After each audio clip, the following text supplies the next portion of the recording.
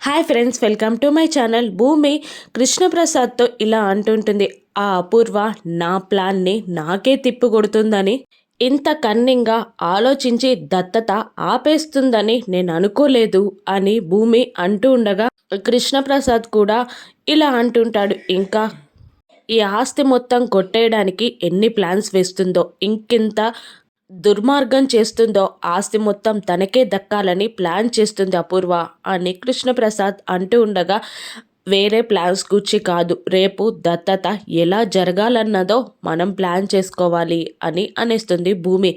ఇంకిక్కడ దత్తత భూమి ఎలా జరుగుతుంది అని కృష్ణప్రసాద్ అంటుండగా, నా దగ్గర ఒక ప్లాన్ ఉంది మామయ్య అని భూమి వివరిస్తుంది. తెల్లవారగానే అపూర్వ చక్కగా రెడీ అవ్వగానే ఒక కాఫీ మగ్తో భూమి అపూర్వ దగ్గరికి వెళ్ళి కాఫీ అందించి, సారీ మేడం, నేను గగన్ గారి దగ్గరికి వెళ్ళిపోతున్నాను, ఇకపై ఈ ఇంటికి రాను, మీ లైఫ్లోకి అస్సలే రాను అని భూమి చెప్తుండగా, ఓహో నిజమా అని అంటూ ఆ కాఫీ అందుకొని, అబ్బా నీ మాటలు భలే కిక్కిచ్చాయే అని అంటూ ఆ కాఫీని సిప్ చేస్తూ అక్కడ బెడ్ పైన కూర్చుంటుంది. నిజంగా భలే కిక్కిచ్చిందే ఆ గగన్ గారికి, ఒక్క మాట చెప్పు అని అంటూ ఉంటుంది అపూర్వ.